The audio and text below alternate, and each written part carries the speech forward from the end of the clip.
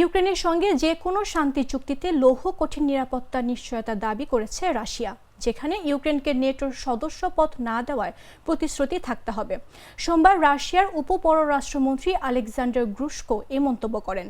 এদিকে মার্কিন president Donald Trump 30 দিনের একটি যুদ্ধবিরতি প্রস্তাবে রাশিয়ার প্রেসিডেন্ট ভ্লাদিমির পুতিনের সমর্থন পাওয়ার চেষ্টা করছেন, যা ইউক্রেন এরই মধ্যে মেনে নিয়েছে।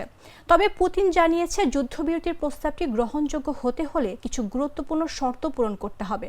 এর আগে রোববার ট্রাম্পের বিশেষ দূত স্টিভ উইটকফ জানিয়েছিলেন, তিনি মস্কোতে পুতিনের সঙ্গে ইতিবাচক আলোচনা করেছেন ও যুদ্ধের সমাপ্তির উপায় নিয়ে ট্রাম্প চলতি সপ্তাহেই পুতিনের সঙ্গে কথা বলবেন।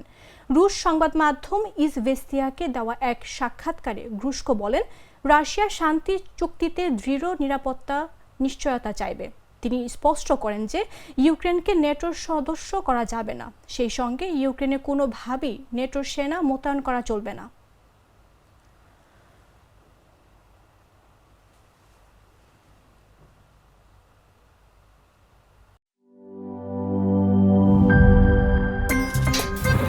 আমার একটা স্মার্ট সিদ্ধান্তে 25% গ্যাসের খরচ কমেছে। ভাবছেন কিভাবে?